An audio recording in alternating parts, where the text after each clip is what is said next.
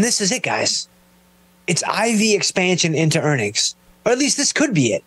Right? Could this be the reason why we are struggling on this strategy so much? Now, to be fair, I think Netflix was a little bit lower when we put the strategy on. Like, we could go to the follow page and we could look at all that rigmarole, but I really don't want to do that. I want to kind of hone in on the IV expansionary component of what might be describing our lack of profitability. But I do want to at least, make mention to the fact that we've got Netflix at 437 right now.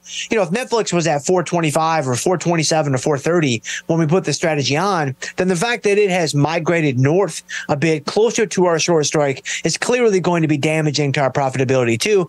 But we've just been in this trade for so long, I would have thought that the overall theta decay maybe could overtake that little bit of a delta move. But delta's strong, man. Delta's very strong, and it typically is the governor of your option profitability when it comes to the Greeks that are driving your option profitability, which are mainly going to be delta, theta, and Vega. Like, sure, there's a dividend component. Like, sure, there's an interest rate component. But come on, man, nobody's trading Rho. Nobody's looking at Rho. Nobody gives a rip about Rho. So let's focus on the things that matter: Delta, Theta, and Vega.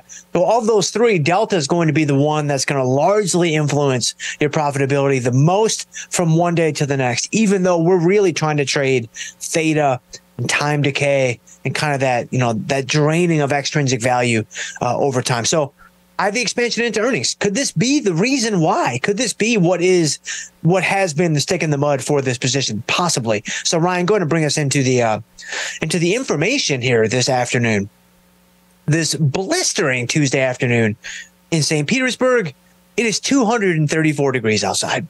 So if you could, Ryan, bring us into the content here so we can take a look at some IV expansion into earnings. Now, again, this is something that if you followed our content for any length of time, then you're familiar with this. Like, you're well aware of this phenomenon. Like, you've probably experienced this phenomenon from time to time. And so this is not going to be new to you per se. But I think it's kind of interesting in that we know that Netflix has earnings coming up. Like, we know that we're getting close to that earnings announcement. And so could this be actually happening to us right now? I mean, it's one thing for something to sit as a concept or just some theory in a book or, in a TED talk, right, or on a podcast, right, where it's like, all right, yeah, that makes sense theoretically. That makes sense to me conceptually. But when you actually experience it, and you actually have to trade through it, that's very, very, very different indeed. So, Ryan, if you could go ahead and bring us into the content here this afternoon. Beautiful. Thank you, sir. So it's an uphill battle. It's very common for the 10 to 14 days leading up to an earnings announcement for a stock to see steady IV expansion. It's not a guarantee. This is not a guarantee. This is not a lock, stock, and barrel Dr. Jim earnings trade type of situation. Like, there is some variance here. Like, this is a living and breathing thing. Like, this is not a Stone Cold Steve Austin, certified guarantee. Something that will actively work against any short premium positions. All right. So what we basically need to understand at this point is the following. If I sell premium, if I'm selling options, any type of short premium strategy, whether it's, undefined risk or defined risk, it doesn't really matter. It does matter in terms of the degree to which this will harm you. But the overall concept, the idea is still going to be there. Short strangles, short puts, put ratio spreads, call ratio spreads if you want to do that. Jade lizards, right? Iron condors, diagonal spreads. Well, diagonal spreads, no, because that's a debit strategy. But iron condors, short vertical spreads, iron flies, things like that. Any short premium strategy is going to be exposed to IV expansion going into the earnings announcement because those strategies are typically net short Vega on trade entry. Now, let me talk about that for just one brief second. I can't get into this in too much detail because I want to make sure we drive the point home that I want to drive home. And then I want to get to as many questions from you guys as we possibly can. But understand, when you put on a short premium strategy on trade entry, if it's undefined risk, so naked, it's going to be short Vega the whole way through.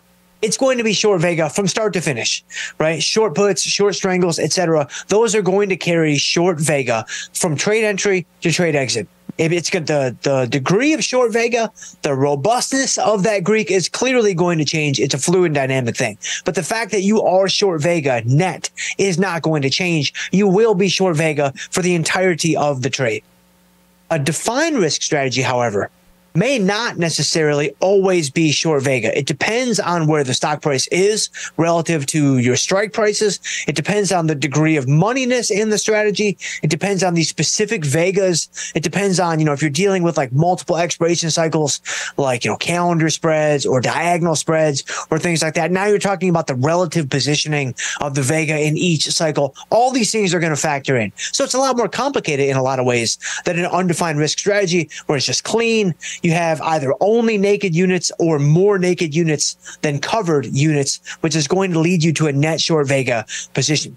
But on trade entry, if you're selling a premium, then you can expect that to be short Vega on trade entry. And I would even go as far as to say, if the position remains out of the money, which is what we have with Netflix, you're most likely still going to be short Vega on that position. It's when the moneyness kind of flips over, it goes in the money, it's not working for you anymore. That's where things can start to get a little bit tricky. But this is important to understand when it comes to short Vega and it comes to, how IV expansion can be damaging. Because if you look in the middle of the slide, that little line of text right there, that's very, very, very important. Short Vega positions benefit from volatility contraction while being hurt by volatility expansion. I think this is something that's clearly very relevant to what we're talking about right now. But I'm gonna branch off of the main discussion here today, and let's talk about something else just quickly. Remember that if you have a short premium portfolio, which most of you out there do, if you're following the Tasty mechanics, if you've been following what we do on Tasty Live, if you're using the Tasty Trade platform, all these things, right? You most likely have a short premium portfolio. If you just found us, hey, welcome aboard. I hope that you stick around. I hope that you were able to see the light from the options that you've been buying and you start selling some options here very, very soon. But I digress. If you have a short premium portfolio, it's important to recognize, and this surprises some people. This is something that a lot of new traders don't quite understand or they don't recognize until it's either explained to them clearly or they experience it themselves. Most likely the latter, not usually the former. This is one of those things that you just kind of have to go through to really get it. If you have a short premium portfolio, any IV expansion is going to hurt your existing positions.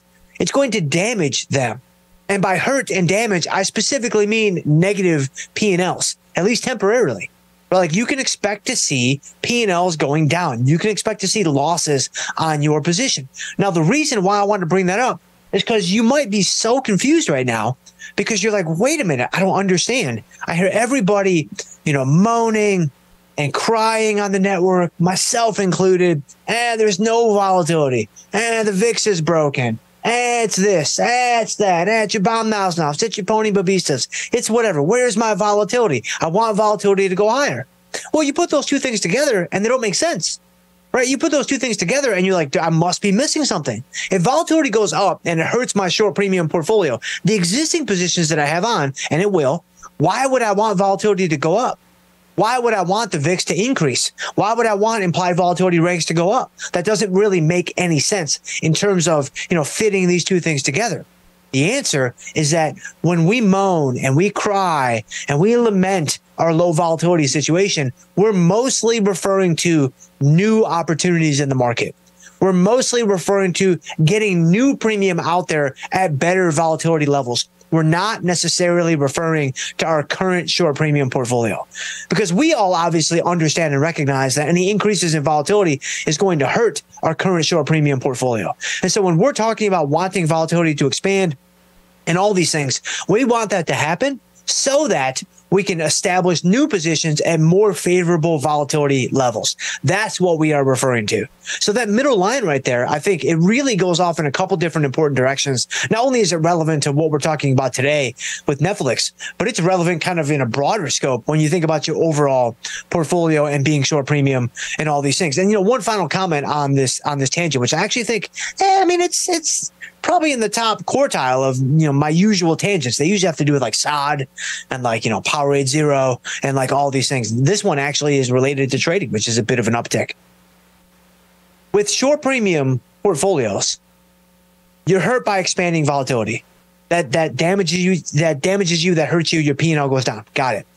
That's one of the reasons why you see us kind of whining and crying about there being low volatility because we know that, all right, I don't want to have a ton of my capital working right now, because if I do and volatility spikes, man, I'm going to get bamboozled. I'm going to get bamboozled a couple different ways, because number one, all my current positions are going to get hurt. But also number two, maybe I've allocated too much capital into those current positions and I don't have enough to put out there for any new positions. And so that's another reason why this becomes a difficult situation for us, because we're waiting, hopefully patiently for better opportunities. The tricky part, the gotcha to that gimme, if that's even a gimme, the gotcha is we don't know how long volatility is going to stay suppressed.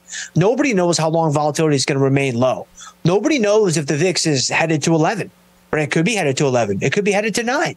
It could be headed to -3. I mean, oil sold for -$37 3 years ago. So why couldn't the VIX turn negative?